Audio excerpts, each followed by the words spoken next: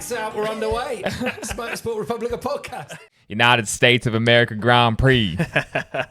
What a weekend, mate. Bro, how good was it? How back-to-back, I love it. We've got a month off now, which is a pain in the ass. Yeah. But, mate, a fantastic weekend of racing. Bro, crazy, chaotic. It was. Chaotic. All three classes, and sprint was probably one of the best we've seen in a very long time. Bezzecchi continues to dominate. I haven't picked this. James, we said that was gonna be Mark was coming, and again he didn't come. So He certainly Volume didn't come. two. Volume two. I know, man. It's just no one, as you said, no one saw this coming. Aprilia dominating, Jorge Martin winning the sprint race. Like, there's just so much to talk about this episode. I actually cannot wait. It's been, I've had my phone's been going off. People have been asking me. I'm like, wait. Listen to the podcast. And get all my information then. There's it's a tough time slot, isn't it? I know a lot of For the Aussies, I know a lot of my mates are tradies and things, and they just couldn't watch the race this morning. 7 a.m. start. I just don't remember that being the case, but it is every year, I assume. So that's right. So it was an early start this morning with the coffee's going. It's all happening. So very, very early start, but it's worth it. There was so much chaos that it made me wake up pretty bloody quickly as well. Anyway. Man, how good is MotoGP? It's the greatest motorsport on earth. I watched F1s on Sunday afternoon, and just my eyes were glazing over. Man, the amount of people I'm talking to. Okay, I was speaking to the world famous bandana man Danby today on the phone, and I was talking about MotoGP and stuff. Oh, what do you think of Formula One? He goes, mate. He goes, normally I was at a wedding, I'd race home to watch it. He's like, nah, I had a shower, relaxed, and I kind of flicked it on. I was fast forwarding through some of it. And he's like, if someone gave me a free trip to Monaco, he's like, yeah, I would take it, but realistically, I would just use it as leverage just to go to the closest MotoGP race. He's like, I'm all in for MotoGP. It's just crazy. Well, the new rules are going to bring more people to MotoGP. It's just fact. I mean, the racing's awesome.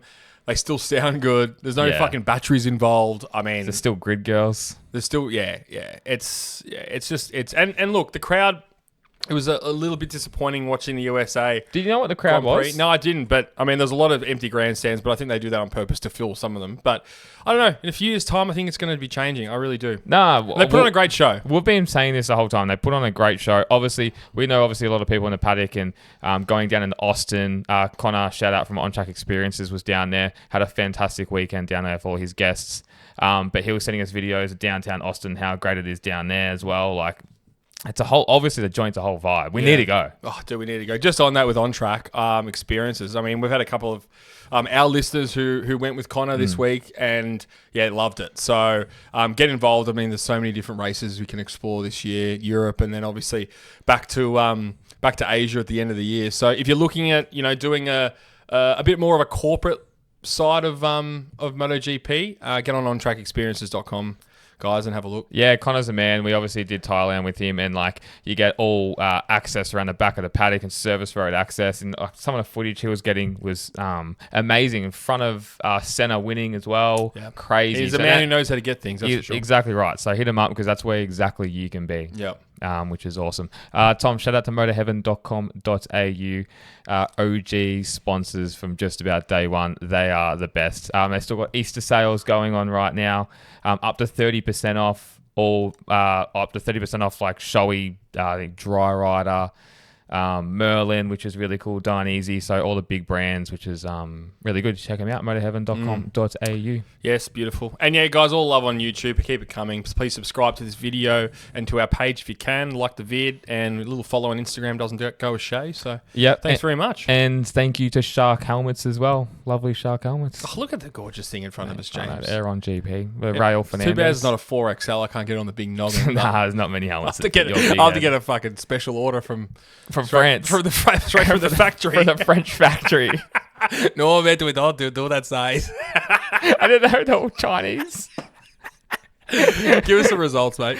We're actually switching it up this time. Oh, my God. All right, race results. First place, Marco Bezzecchi. Second, Jorge Martin. Tom. Third, Pedro Acosta. Fourth, Digi Antonio. Fifth, Marc Marquez. Sixth, Inia Bastianini. Seventh, Alex Marquez. Eighth, Boy Raul Fernandez. Ninth, Luca Marini. And rounding out the top 10, Pecco Bagnaia. Dropped like a fly, didn't he, at the end? Bro, in both races. Yeah, it's and I was saying this to a couple of mates on Saturday after the sprint. Sunday I should say, after the sprint. The other problem with Ducati is the tyre life. It doesn't seem to be up to scratch. The Aprilia's got front straight line speed. We all saw that in the weekend. Agility around the corners and tyre life. There's no weakness in this bike. Nah, Aprilia has no weakness. In saying that, though, with Marc Marquez, he comes on comes on strong at the end of the race, and we saw that. Thailand, he was doing that. Brazil, it's a tricky one because the surface was just destroyed. But he was doing Bezzecchi's lap times at the end of the race. Past the last 5-6 laps, he was doing race winning times. So Marc Marquez's issue right now is, look, and I don't want to talk about Marc Marquez this whole episode, but you wish you could if you yeah. But we don't know how bad the shoulder is. I think it's worse than what is being led on. But with that as well is as he says, he has no feeling in the bike with a full tank of fuel and fresh tires. A little bit Lorenzo-esque, but actually. this is not Marc Marquez. Oh, no, it's not Marc Marquez. Going in the history of seeing him riding, he has no weakness. The only weakness is going to be this injury. But for me, just getting passed by Digia second race in a row in the first few laps, there's something going on. There's something going on. There's more to this scenario than we've been led on. I don't know if it is the shoulder, but there is a real issue with this bike. I honestly think it's a bit of column A and it's a bit of column B. I think it's the bike and I think it's the shoulder. I really do. It's going to be very interesting going through to Europe and seeing how that progresses. Like, the guy's got like a month off now to help recover. He won't be obviously riding MotoGP bikes, so that might help him. But all credit to Marco Bezzecchi, all credit to Jorge Martin and to the Aprilia factory team, to Trackhouse, because they are doing an unreal job. They are the Ducati slayers.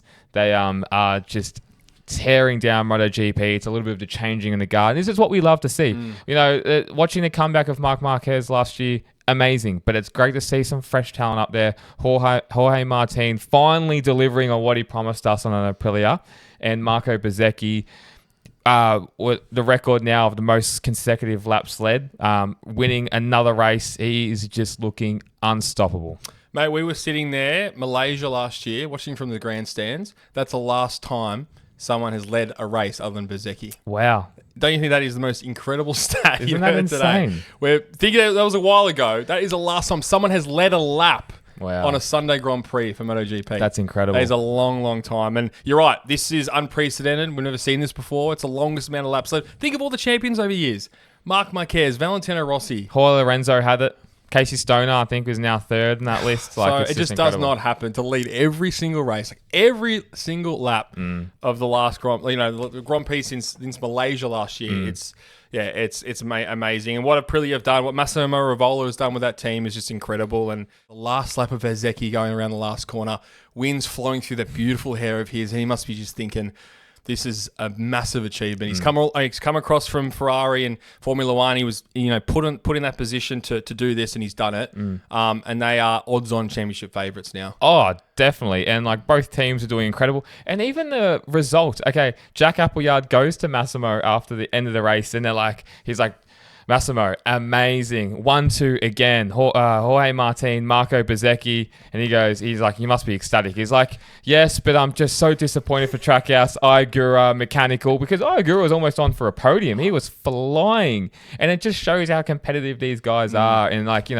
how you can't be so complacent. Well, the other thing is, for him, having such care about the satellite team. Love that. And it was shocking to hear that, because I wasn't expecting that. Yeah. Who 1-2, and he's disappointed with the satellite team bike. Yeah. Was a technical problem or something along the lines of that. So, yeah, that was interesting. But such a good team. Well, yeah, we've had a little bit to do with them, and fantastic, so close knit team, very close knit team, and it just seems like they've got such a good culture in their working culture, and obviously it's not just down to the rider to win these championships; it's down to the team. Like there's so many moving parts to all this, and credit to Aprilia, and credit to Marco, credit for Jorge Martin because they are just absolutely dominating, and it's exciting to watch. You know, it's funny that everyone's kind of excited about Aprilia winning. Give it 6 more races. Everyone's going to go, oh, it's the Aprilia Cup. It's the Aprilia Cup. They've been hearing about Ducati Cup for so long. You know what's interesting about this year? Bez is the Sunday man, and he was last year as well. But the sprints have been a different result. I know. And that's what's making MotoGP interesting because we go into the Sunday, and yes, Bez has been up there for qualifying, but hasn't been lighting the house on fire with pole positions.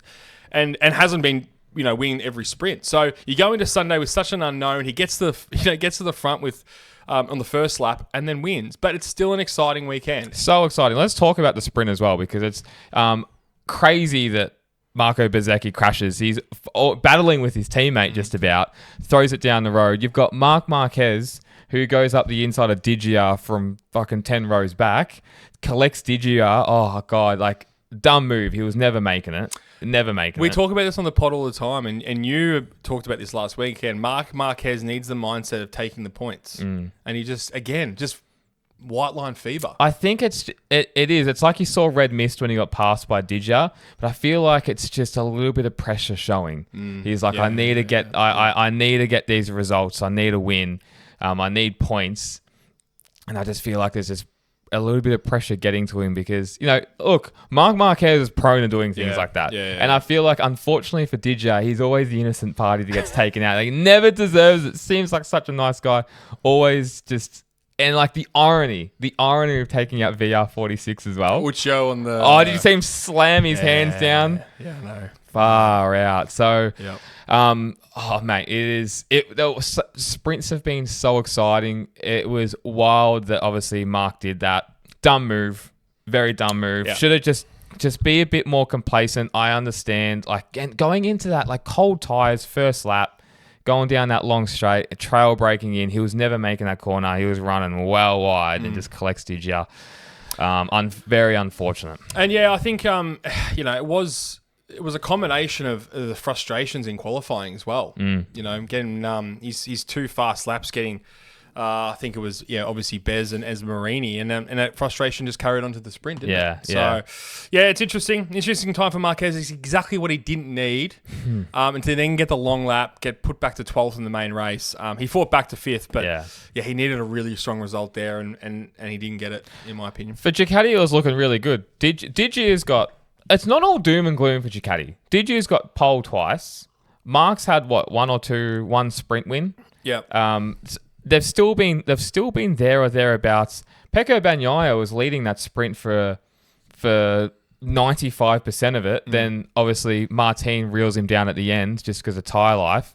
The one thing I love about Pecco and what he just did in the sprint, and I got a couple points on this, is showed a bit of personality, and they talked to him in the sprint ceremony, and they say, "Oh, what do you say about the result, rah?" And he goes, fucking bastard. It was about Jorge Martin. Awesome. I love to see that kind of stuff, So it was good to see Pecco back up there. That's what you want to see. And on that, the sprint celebration is the best one in the Grand Prix calendar. Where was that? It's somewhere in like the pits or in is that where they have the concerts? Because it looked like a big stage. Yeah, it's a big stage, and it's every year. It's always the best. They got the confetti that comes down. Obviously the Americans do it so well, but that's they just do it perfectly, and that's how I think it should be done in most rounds. I think a lot of the better than being on the track. A lot of it's an afterthought, isn't it? Like realistically, including Australia. Yeah.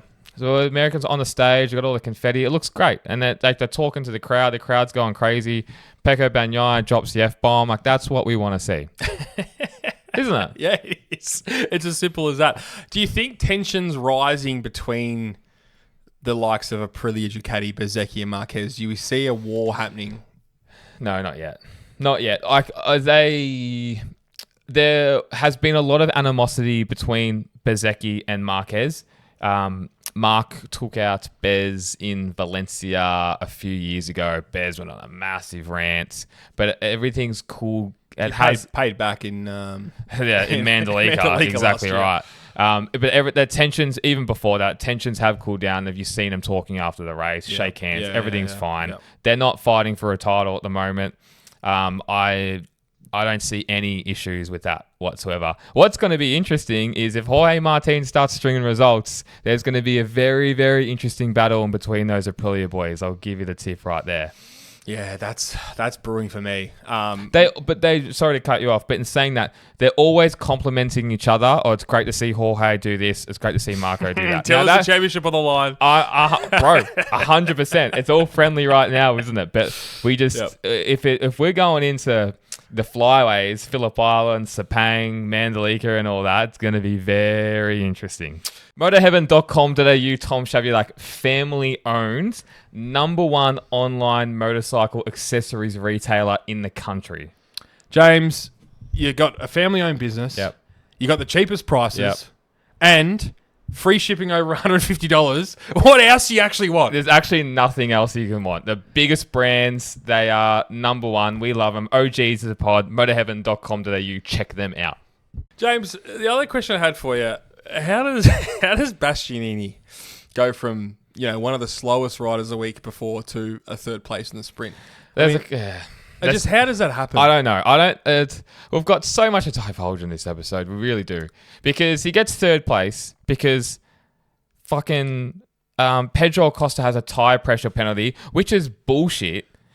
How can I'll get to your answer. But how can Pedro Acosta cross the line and then bang, straight away is under investigation. Then they do the ceremony and then he gets demoted. What's the point of all this? Yeah, I don't know. What is the point? It's so unprofessional. Yeah, it looks so stupid. It's so stupid. And then poor old Enea Bastianini's worked his ass off. Finally, he's on a podium, gets his medal in the pit garage when he could be on the big stage. I don't understand this. And there's a year left maybe of it, and then we're going to Pirellis, but it is just so unprofessional. It is just not what we want to see. It's bullshit for Pedro. It's a farce. And as soon as we see there's a tire pressure penalty, 85% chance that they're 90% chance they're going to get done. Well, they rarely get off. That's the big thing. Rarely. Once it's normally a slam dunk, but they need to be more professional with this. Get it done straight away. Yeah. If you get the penalty, pause the fucking ceremony. Do something. Get the right riders up there. Just work it out. They need a better system. Michelin need to make a better tire because... Well, they're not going to now, are they? They don't care anymore. And then the carry-on effect from this, Tom, is... Pedro Acosta was in second. He was having tire pressure warnings. He let Jorge Martin through. You see the footage. He comes out and says, Pedro Acosta says, "I'll let him through." You see him look back over his shoulder. They didn't pick that up on the commentary, actually. No, they didn't. No. But then he said it after the race, and that's not racing. That's not racing. Letting someone through, and then he's like, "I couldn't get back into my rhythm. Couldn't get past." It's ridiculous. Absolutely ridiculous. It's not racing. It's not how it's supposed to be, and it needs to change because everyone is so over it. The commentators are over it. The fans are over it. The riders are surely over it. Oh, this brings me into my Nuffy of the week, James. For the second rank warning, Juan Mir crashes out of the sprint, crashes out of the main race from a really solid position. Enough's enough, isn't it? I just can't believe it. He qualified. He went through Q1, had a really good qualifying session. Looking quick. Podium place in the sprint. And he was ahead of Mark at puts one point. It down in the last lap, James. In the sprint. Puts it down top 6 in the main race. The points are just gone begging and begging and begging. This is the issue, though.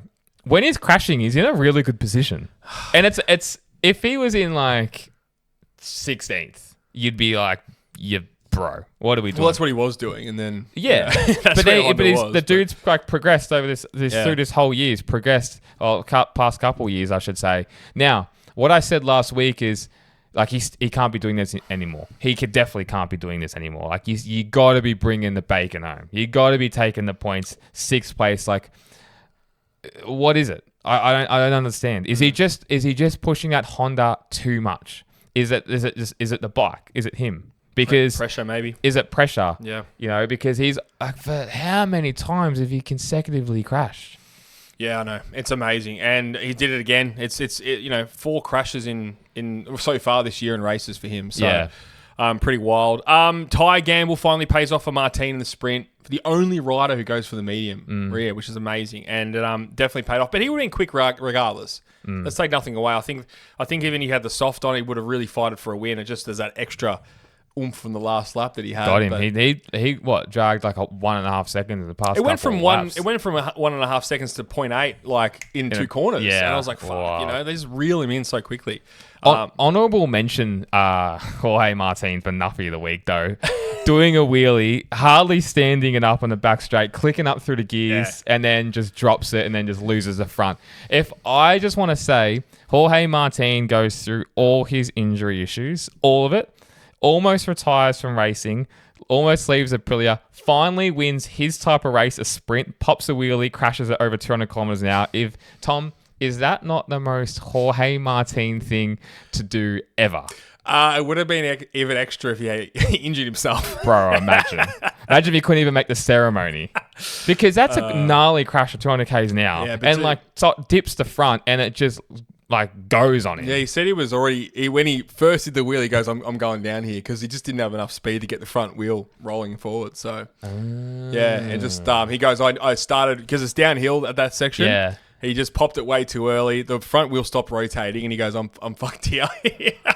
Bro, wild. Yeah, wild. It was insane scenes. And we're watching the end of the sprint, and it's like everyone's talking, and then it's just the camera cuts, and he's sliding down the back straight at 200 kilometers an hour on his hands and knees. The most Jorge Martin thing to do ever. Luckily, he's okay. Thank the gods he's okay, he's and he all right. pulls second in the main race. But geez, and that sprint race just had it all, didn't it? Well, you touched on it. I'm going to finish it. He was my performance of the week. Yeah. Where he's come from, he just surprised me tenfold the first 3 races of this year. He's had interrupted preseason. He's had 5% of the track time on that bike than he has in Bezzecchi, and he's taking it to him. It's incredible what he's doing on that bike. Obviously, this Aprilia is so good. Let's be honest, we've got riders like Iagura, and we have Raul Fernandez is struggling a little bit this weekend, but he'll come back.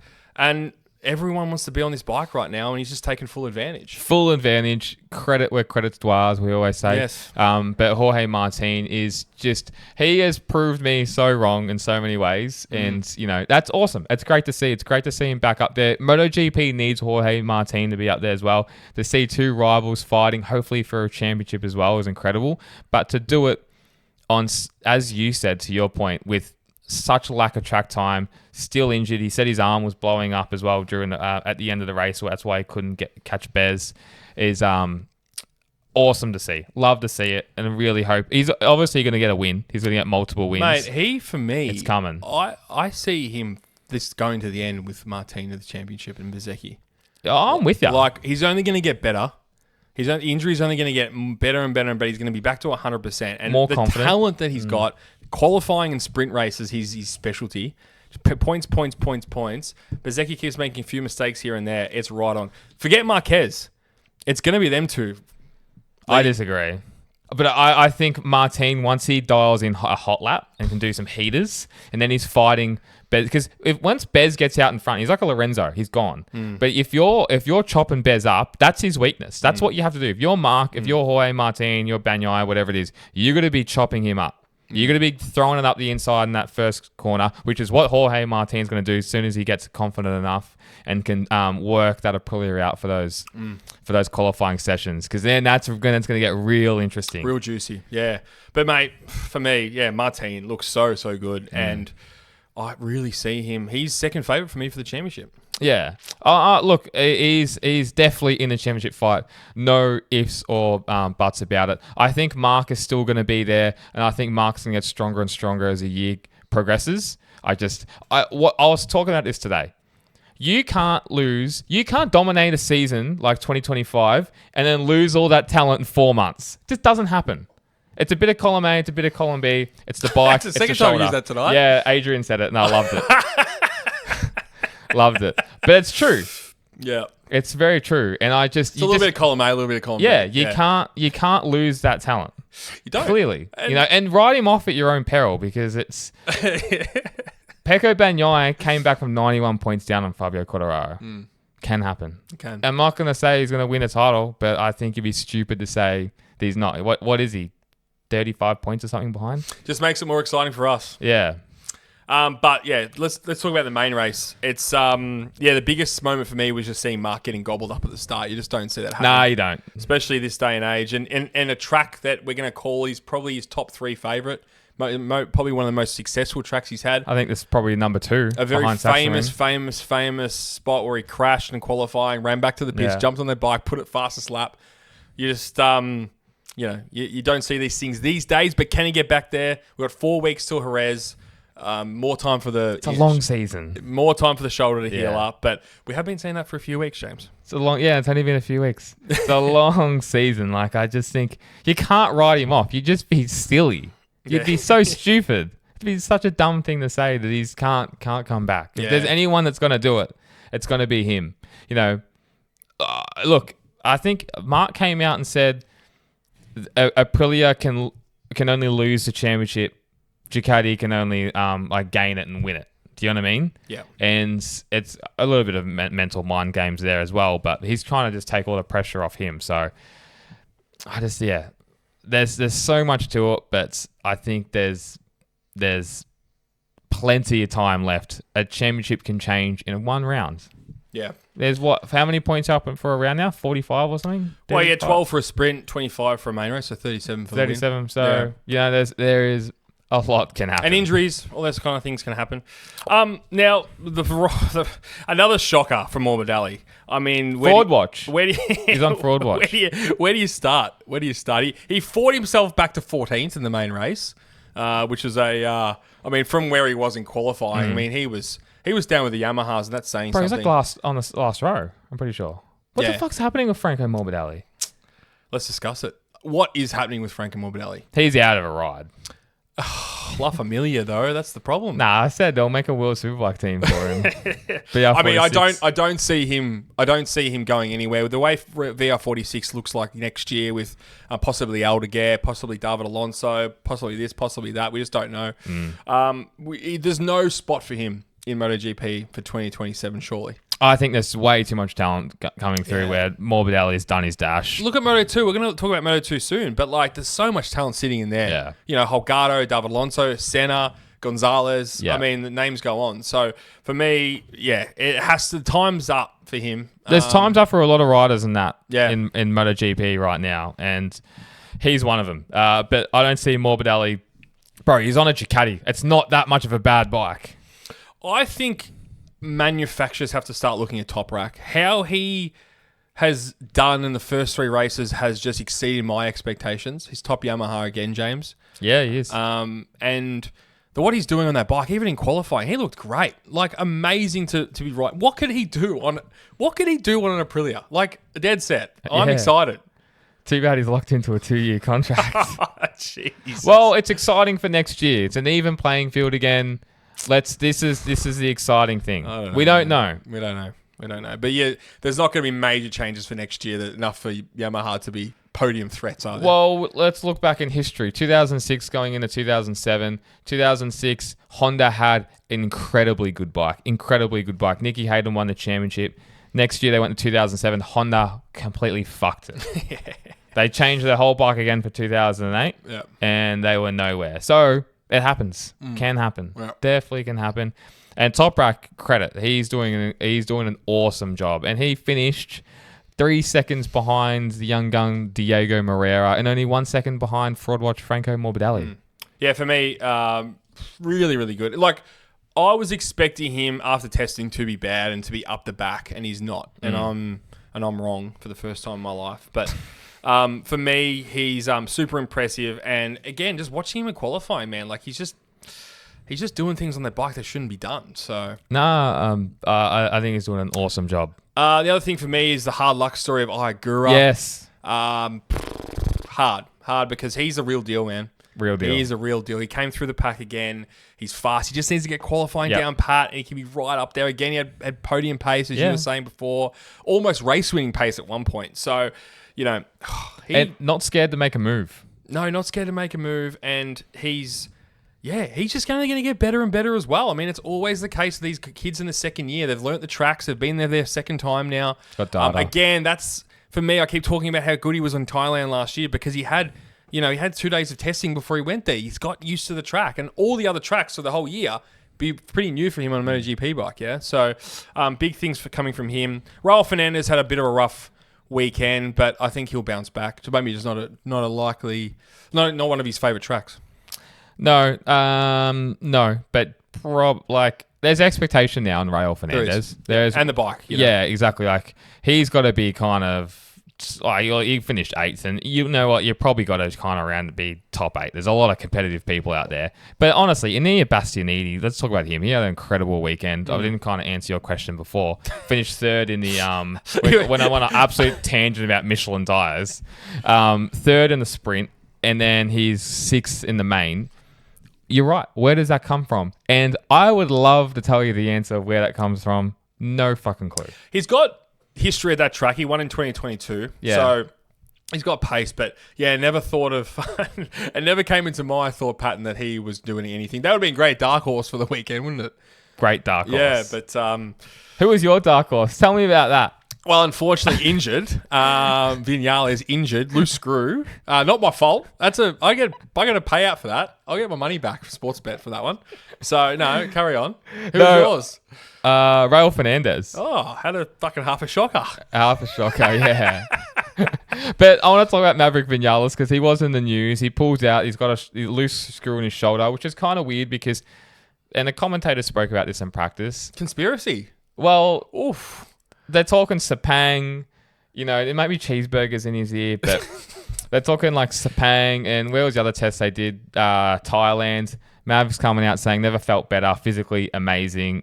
We're 3rd round in, he's saying loose screw, shoulders fucked. Could have loosened up though, you don't know.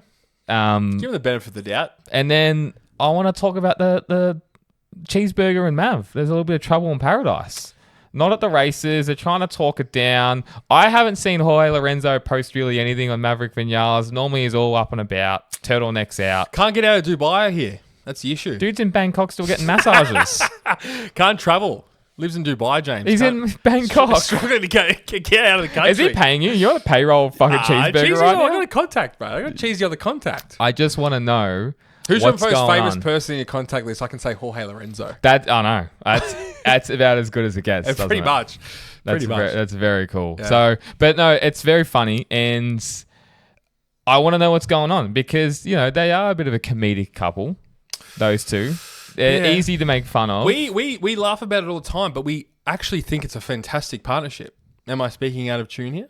You're not speaking out of tune, but like Maverick Vinales has finished like second last in fucking DNS. Testing though, come on, that's where it matters. Yeah, that's where you make. That's where you fucking get the dough. I was like, where are you going with as this a for contract a size? Come on.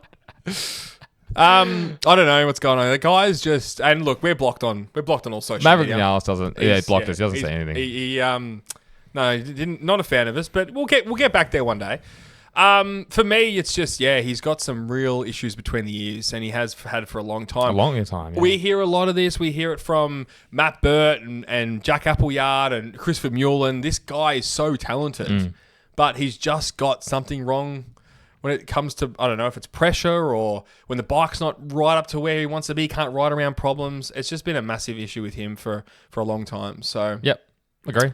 And I hope, man, obviously, Bastianini up there, top 6. And for KTM, it's great. For Tech 3, it's good for the team. And Acosta in the podium. So the bike's there to a certain extent. It's not a Yamaha, Oh, certainly not. Yes, he's got only half an excuse with a little bit of a loose screw, but fucking he might have the loose screw up in his fucking brain, to be honest with you. Talk to me about Alex Marquez. He's the forgotten child at the moment in MotoGP. I've got the privilege of doing hot takes tonight, James, and there was a lot about Alex Marquez is, he'll never win a championship. He'll never win another race. It's amazing. I don't know. He looked better. He looked better this week, I'm going to say. But yeah, I think, again, he must be just like in his brother's shadow. When his brother performs, he's performing. I'm not sure. It's stark difference between 2025, 2026. It's like that with just about all Ducatis. The big improver for Ducati. I'm going to say the only improver for Ducati is Digia. Correct. In 2026. He's doing amazing. Again, top Ducati again for this round. Like, he's doing an excellent job and probably more than he should. And that's what you want to see. So it's not all bad and doom and gloom of Ducati, because Digia is up there. He is fast. He is putting it on pole. Done it twice. You know, he's unfortunate he got taken out in the sprint. Who knows what he could have done there. Yeah, we'll see. I think when Aldeguer gets fit as well, he'll be up there. I think I actually have the feeling Aldeguer will be probably maybe second Ducati by the end of the year. It's going to be tight. Yeah. Brad Binder, bro, he's going to go. I'm had enough. 22 seconds behind. Isn't it funny looking at the results? It was a real tale of two races there. You had the top 10 that were 14 seconds apart, and then you had the bottom 10 that were 21 seconds behind the leader. And that's unusual for MotoGP. There's normally there is sort of normally packs, but they're all sort of evenly distributed, except for 10th and 11th. So yeah, that's a good point. Binder, I mean, what more do you say? He's he didn't have a bad couple of weeks, but yeah, he's outside the top 10. I don't think it's all doom and gloom though just yet, James. No, it's definitely not. But I mean, he was as slow as KTM, wasn't he? So yeah, it's still like for me, Brad Binder is one of the riders he's one of the elder statesmen that has to either change manufacturers or like there's just too much young talent coming through. Yeah, agreed. If I'm picking, I'm not putting Brad Binder in my team. There's just because you got to remember though, man, like he was a gun going through the lower categories, wasn't he? I'll never forget when he won Jerez from the back of the field and like was amazing in Moto2, but just too loyal for his own right with KTM. And look, that's fine, but his loyalty's sort of paying off though, because he just hasn't been performing, but they keep giving him a contract. So he's on his last year now, and I can't see it happening. Like, well, you got a lot of fast guys. You got junior teams with KTM as well, so they got talent coming through. Who do you put on that KTM for the future? They're talking Alex Marquez, and look, Alex Marquez second the title last year, amazing. But is he going to take you to the promised land? No. You've got Pedro Acosta. He can take you to the promised land, and apparently he's signed for factory Lenovo Ducati. So what are we doing? What are we doing if you're Red Bull KTM? Well, for me, it really was Dennis Onchu was going to be the next guy coming through, and he's just, he's just been inconsistent, hasn't he? Crashed on the siding lap, but we'll get to that. Yeah, we'll get to that. There's a couple of guys you just want to, especially probably Moto2, you just want to grab by the neck and just be consistent. You know, there's a ride waiting for you in MotoGP if you just get top fives. Yeah, it's so hard to do. I know, but I know, of course, it's hard to do, but just no silly mistakes. Qualify well, focus. It's easy for me to say. That's you saying focus as good as you going about the Bud International Circuit, calling it renowned. Got comments on that. Got fucking comments on that. We had a guy who was not happy with us, James. Unfollowed us. Unsubscribe. That hurts even worse. That's like 1 cent gone from our pay packet. The highly renowned Bud International Edition. I actually renowned it. I actually like it. But Bro, but just because you think it's renowned doesn't mean it's renowned, you nuffy. Nuffy of the week. Nuffy of the week. I've got a little point that I wrote down. And you're doing it to me. You keep tapping me now. Just to quiet you down a little bit, because you get a bit up and about at the moment, especially if I talk about some tyre pressures. The new rule, you can't start the bike from the gravel trap. It's going to cause more problems, and I'll tell you why. These guys are hanging onto these bikes longer to keep the clutch in. It's causing more issues. And I saw it countless in the lower categories over the weekend, and MotoGP not as much, but they're doing everything they possibly can to hold on to the bike. I reckon that is going to cause an issue going forward, because I think it's going to be more dangerous doing that rather than letting the bike go, restarting the bike in the gravel trap and going on. Well, if you're holding onto the bike and then you hit the gravel trap or you hit a lip in the gravel trap, which happens, the bike can go flying. You're going flying the bike. The next minute, you're getting hit by the bike. Guess what happened to Marc Marquez in Jerez 2020? You got hit by the bike. Yeah. That's when you crash, the first thing you're thinking about is, where's the bike? Then that's the dangerous part as well. And I kind of understand why they brought that rule in, but riders are always going to try and find the way out of that. And that's what they're trying to do now. So, yeah, I just think that needs to be tweaked slightly. I don't know whether it should be only in the race to a certain extent where they can't be restarted, but Yeah. I don't know. I just let them restart during the race. Yeah. Like I don't during think the session. Yeah. Yeah, like- yeah. let's go. We've never what are we really seen doing? an incident over the years, have we? No. I mean, I think No. all the years, there might have been one that I've seen a bike go down after another one's gone down. But have I ever seen a marshal get hit by a bike? Now, you can probably write this in the comments if you have, but I've never seen it. Modern day MotoGP, I've never seen it. Definitely more of a precaution rather than reaction, which is sometimes a good thing, don't get me wrong. But I just think it's going to cause more problems than I think restarting the bike. It's like at the moment, the F1s last night, just to touch on that very quickly, the closing speed, because one's on batteries gone dead and one battery's full, the closing speed is like 50 kph more, and there was a massive accident, Ollie Bearman 50 Gs into the wall because he was avoiding action, trying to avoid the car that was going slow because it ran out of battery. I mean, how fucking ridiculous is that? Stupid. It's a stupid sport at the moment. Crazy. I want to touch on what you said before, where you haven't really seen bikes or people get hit. The only times I've ever seen bikes get hit in a gravel trap, and I think it was Le Mans. Not when they all went off in Moto3, but oil on the track. Yeah, but I've seen it a couple times, but they're not where a bike's been laying down and another bike's hit it, but it's not when they're trying to get up. Because by the time normally someone's crashed, the field's half a lap There was up the one road. classic one. The guy, Here we go. I think it was Moto3. It might have been Aaron Canet, maybe. And he gets up and he's like, "Oh!" And the bike hits him from underneath his That's knees, and he right. fucking does a full backflip. And fucking hell, that was unbelievable. What about, I think it was Moto3 as well, where two riders crashed and they both jumped on each other's bike. They went on the wrong bike. That could happen, couldn't it? It's Could funny. happen. Well, one of them went on the wrong bike anyway. I want to talk to you about injuries, Tom. Marc Marquez and Jorge Martin obviously both had horrific accidents in their own right, in their own time, through their MotoGP career. Jorge Martin's still talking about how much his arm's blowing up, and then you've got Marc with his shoulder that happened in Mandalika 6 months ago, 4 or 5 months ago. I just don't think we appreciate the recovery on these things. Sometimes I think as fans we kind of forget how hurt these guys are. And then we're like wondering, why are they so slow? Yeah. Why are they doing this? But like they're riding in the absolute limit. And if Marc or Jorge Martin saying that their arm's blowing up or they can't move the bike how they want, that injury just must be something so intolerable where they can't even just work around it. And I think as fans, we just forget that. We've had niggling injuries over the years, and it really does affect your movement, your mental side of things as well. For them, going, do I just go that extra bit into that corner? Do I make that pass? Because I don't want to be in a hospital bed again with that same.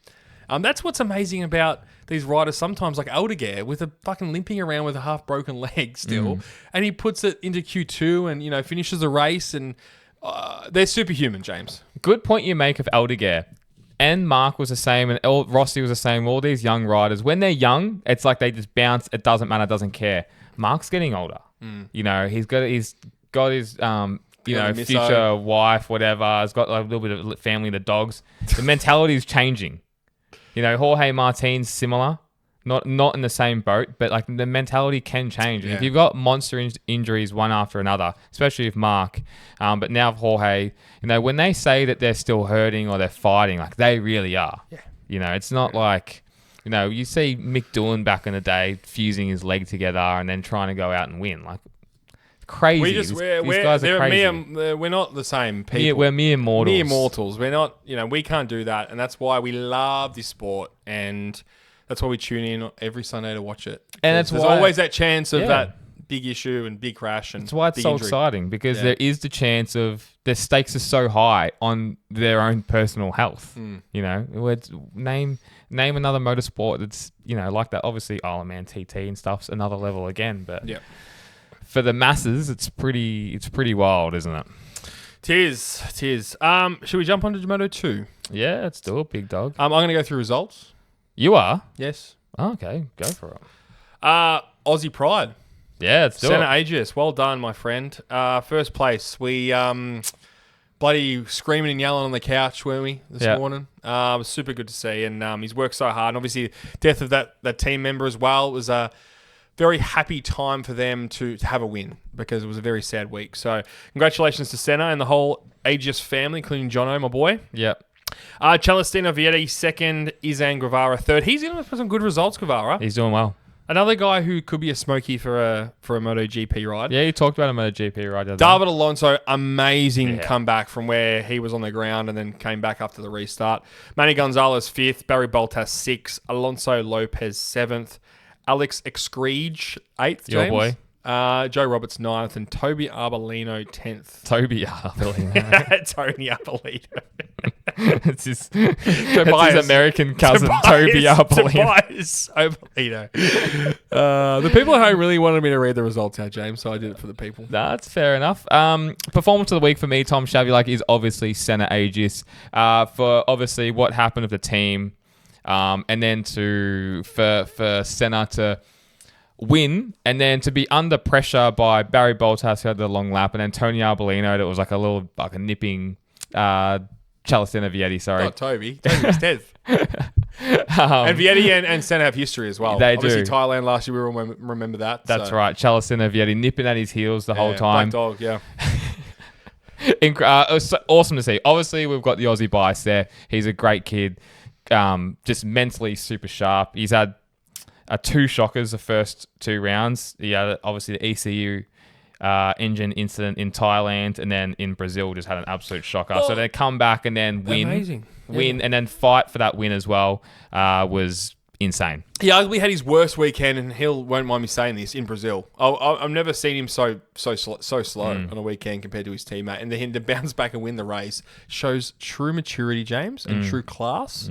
And again, it's just the mental state of this guy is unbelievable, because he got to go into his shell and had a terrible weekend again, back-to-back races, but he didn't. He wins the race. I mean, can't ask for much more than that. He's very self-assured, Senna Aegis. He's got a lot of self-belief. Yeah. And that's what you got to have. You got to be... And he's not cocky, but dude's confident. Yeah, you just need a bit of that, don't you? Yeah. And they all do. They all do. Yeah, you have to. Like, you're crazy to not. But awesome to see Senna win.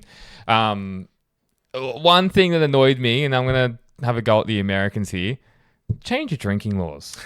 Let the man have some Prosecco. It's 18 in Australia, so it's a bit mean that he can't be, 20 at the moment? He can't be doing a shoey. Same thing happened in the F1s.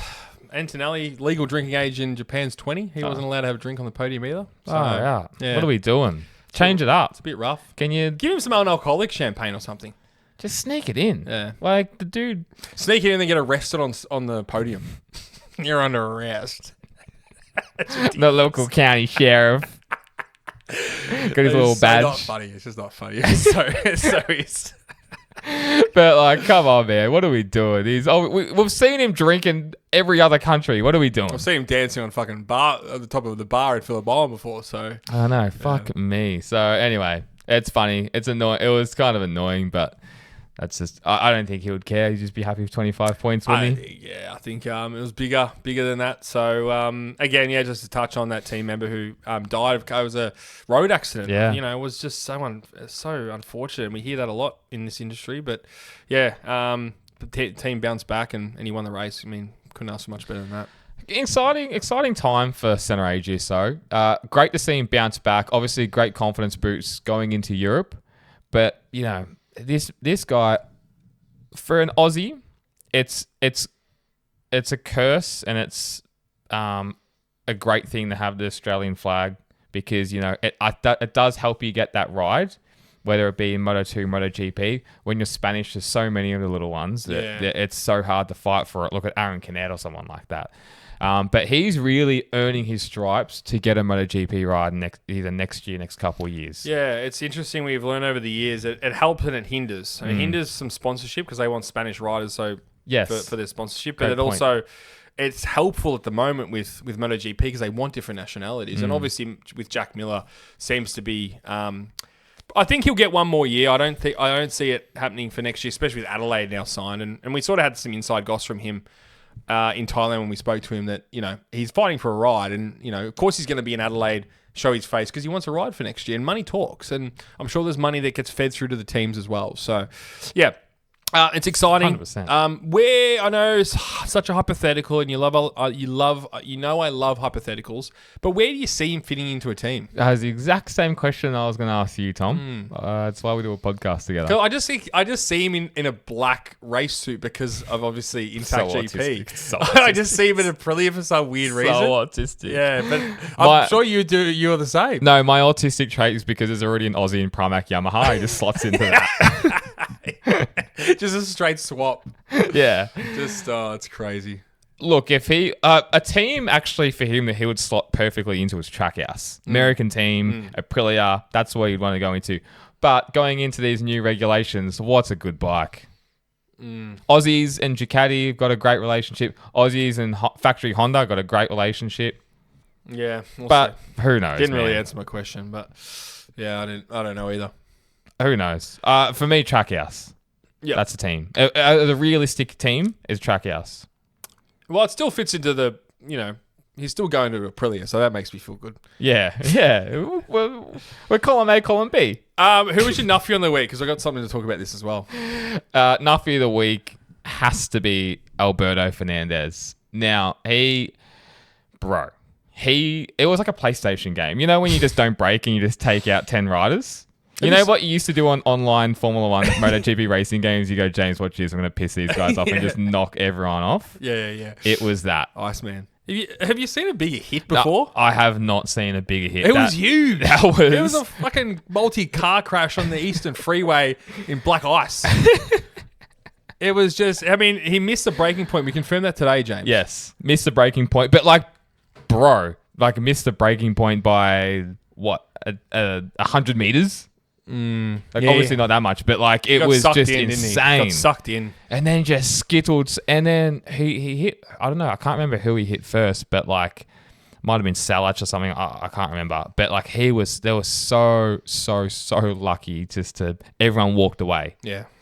It was unbelievable. So he is definitely, Alberto Fernandez is definitely a Nuffy of the week because that was scary. And then chaos. So then they red flagged the whole thing because it's a whole shit show. And then... Which was a fair red flag. Very fair red flag. Not Scott Ogden crashing and then just them taking ages to get their bike off. It Correct. was a fair red flag. There were so many people in the gravel chat that there were 7, 8 riders, That's whatever fine. it is. I'm happy with that one. Yeah. And then, thank you for your approval. and then they had to do a quick start procedure and somehow Dennis Onchu, your boy, crashes. It was chaos. Moto2 has been chaos to start of this year. Everyone just needs to settle down, calm down. Yeah, it's we're 3 races in. Pressure's getting to everyone. It's insane. Yeah, definitely that. That was just a massive issue with Fernandez. Just dumb. Amateur hour. But yeah, it's done now, isn't it? Tom, I want to talk tyre pressures. Again? Oh my God. You like that? What now? David Alonso done tyre pressure penalty for Pirelli in the qualifying. Yeah. Have you heard of a tyre pressure from Pirelli? Okay, but James, but this might be the case going forward. This is what I'm gonna say. So you're complaining about Michelin, poor Michelin. Okay, they probably haven't built the right tyre for MotoGP. Granted. Whoa, that's like granted. But you still got to follow the rules. And if you've got a set tyre pressure, you can't go above or can't go below. Keep it to the rules. It's their own rules, though. Yeah, but at the end of the day, the team has to still set the tyre pressure. Yeah. Okay? And they've obviously fucked it up and gone too high or too low. Obviously. So, yeah, there's a bit of pressure on Pirelli. There's a bit of pressure on Michelin. But at the end of the day, the team did the wrong thing. Rules are rules. No, I don't like it. I don't think that... I think they just have to... I'm not blaming Pirelli here. I don't know what's going on there. But for Michelin, it's happening every race weekend. Sort out your tyres. That's all I'm saying. For Michelin, They don't care anymore. Nah, the French don't care all anymore. Right, they only care about shark helmets, clearly. Moto3, James. Guido Pini, a bit of a gift from the last corner of the last lap, wins the race. Quiles second, Carpe third, Valentin Peroni fourth, Adrian Fernandez fifth, Adrian Kirkus, James sixth. Seventh was Rico Salmeida. 8 was Brian. Uriarte. Number 8th in Moto3, Brian. 9th was Matteo Batali, and 10th our boy Scotty Ogden. Eddie O'Shea 11th on the M-Lab Racing was great results as That's well. awesome. Poor Kelso crashed out. He was in, was he 10th? Top 10 maybe? He was at 6th at one point. Yeah, so disappointing for him. But yeah, it's all those two. Talk to me. Well, the two Red Bull boys at the end just got to be excited, didn't they? They're annoying if you're. And they are from two different teams. Imagine if you did team manager, Tom. Yeah, obviously, Aki Io's Team Tech 3. Yeah, you bloody disappointed, mate. You bloody disappointed because they were 1-2. Yeah. But these young little kids, I mean, Spanish and Argentinians, put them in the Hotheads. same breadbasket, hotheads, and they're just going to go for the win, which is fair. I mean, you got to go for it. You're in that position after 20 laps. You see it happen all the time, 17 Moto3. laps, yeah. You You can't, have to. you can't crucify him. It's just how it is. No, but all in all, not the greatest race, I'm going to say. Probably the worst of the three for the weekend, but yeah. Once it gets back to Jerez in Europe, though, game on the Moto3 T-Shabs. Yeah, 100%. We're doing hot takes. We are. Get them going, big dog. All right, so first off the bat today, we've got Kyle _man. This is Shark Hot Takes. Powered by Shark helmets. Get around them. Get them from your local dealer. You know which dealer to go to, though, don't you, Tom? Yes, I do. Yes, I do. All right, so Kyle _man 3. Top rack, top Yamaha. Give him the factory seat, exclamation mark.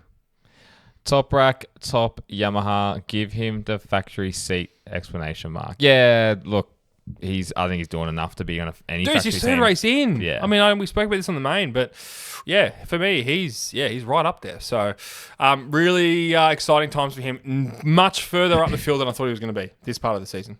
No, he's doing good right there. Dennis on Choose got him for a race win this year. So, Well, yeah. the can on Choose. Sorry. Well, I think every Turkish person had him for the championship. They were saying. I think he was going to win all 22 races according to that country. Go on. Nico Boyner 18. Alex Marquez will never fight for a championship again. He was just last season at the right time. Yeah, I agree. Yeah. I agree. I don't think we kind of touched on it, but I don't think Alex Marquez will be fighting for a championship this year. I think he's going to go to a factory Red Bull KTM next year, get a paycheck, be probably similar position, 7th, 8th. Yep. Doing better than Brad Binder. Alan McCartney says Martin will end his career with a better legacy than Fabio Quartararo. Well, that's a good hot take. Both won championships. Yep. Just one championship. Both won one championship. Oh man, that's a really good one. It all depends on how next year looks for both of them, because Quartararo's kind of been hemorrhaged on the Yamaha, and I still think Quartararo is one of the better riders in obviously the championship right now. Like, he's an amazing talent. We all know that. It depends if he's signed for Honda next year and they've got a great bike. Look out, who knows? But that's a tricky one, man. But then, Jorge Martin's prone to winning a race and crashing at 200 kilometers an hour, doing a wheelie and re-injuring himself into oblivion. So, like, how do we know what's going on anymore? What do you think? No, I agree. I think for me, I think he's Martin is going to be right up there, as I touched on, for the championship this year. But for a legacy. For a legacy, I just don't know. I think he's just made all the wrong decisions in his career. It was the right decision. Quartararo. No, I'm talking about Martin here. Martin's just made all the wrong decisions. Quartararo going to Honda. Is the Honda going to be that good? I still don't think so. So, who knows? That's such a hard question. I don't know. Well, we're not. If we could fucking read the future, then Christ. Yeah, exactly. It's a great take, though. Like, it's a great question. It's a very, very good question. Sean Cody still can't see anyone but Mark winning the championship. Bez hasn't got a bottle just yet. No, definitely not. No. It has not got 100%. Like, they're looking the best by far right now, and I'm calling them the Ducati Slayers at the moment. But we haven't even reached Europe yet. Yeah, we've got very short memories, including myself. I always get on the bandwagon, jump on the bandwagon, put Vinales top 6 in the championship, shit like that. I get it. We all jump on the bandwagon, but yeah, it's a long, long season. Still possibly 18 races left. We think maybe just Qatar if it happens, but we'll see. If Mir actually finishes a race this year, he should be on Fraud Watch. That was from Sondi _Guthrie. Look, It hurts, doesn't it? he's on. He He's should be there. on Ford Rush now. He should be on Ford Rush now. Yeah, but like it's not like he's. I been get all that, finishing James, races. but he's just doing stupid things. Rather finish ninth and fucking finish the race than on a podium and fucking crash. Let's That's be not honest. how fraud watch works. But I know. I don't make the rules. Nico Bueno again, 18. Put a lot of hot takes in Nico this week. Nico Bueno. Is he Is he Bueno, no idea how Is to he pronounce sponsored it. by Bueno chocolates? Nah, I'm at 18. I'm a big Matty Lloyd fan. The Velvet Sledgehammer. Fuck, bro. Like 6 people would understand that comment. Pedro overrides a KTM so bad, but still somehow makes it work. Yeah, 100%. Yeah. Right, overrides our KTM. He's for the past how many years now, he's been KTM's only saving grace, hasn't he? That's why he's probably going to get this factory Lenovo Ducati ride. Emphasis on the Lenovo. We sponsored? Huh? We sponsored? No, but Ducati is sponsored by Lenovo. And no one says Lenovo, so I'm giving him a shout out. Matty Bird sometimes says it. Give him the credit where the credit's due. Like that. Samuel Sartori. This is a great one, James. If Digio doesn't get the contract with VR46, which could happen, where does he end up? He could end up on factory KTM. There could be 2 seats going there with Binder gone and Pedro Acosta gone. He could end up at a Trackhouse Aprilia. I think there'd be an Igura, and there's already murmurs of Raul Fernandez. Not too sure. Okay. Harsh on Raul at the moment. It'd be Rail's decision to leave rather than vice versa. I don't think so. Who would you rather have, Raul or Rail. Digia? Rail. I'd rather have Digia for sure. No, I'd rather have Rail. He's got more of a future ahead of him, in my opinion. Fuck, bro. Just think about what you're saying to where we were. They've invested too much in him already, though. They've invested too much. Look at Brad Binder. Yeah, I know. Could be another Binder. Francesca Divosakovi. Was this Mark's last rodeo? If he keeps getting battered and losing, will he call it this year? Well, we didn't talk about this. FP1, FP2 had a massive crash. I think it was FP1. Real big off on that left-hander. Look, that has to be in the back of your minds. A lot of the media and people love talking about Marc Marquez and crashing and future injuries and previous injuries. He's so good in the media and so coy about how he says everything. I don't know if it's going to be his last rodeo. Bro, who knows? No, but still no contract signed. No. Maximilian _Ruben. Maximilian, name of my cat. We can officially call Can we officially call Bez a top 5 rider within the past 10 years?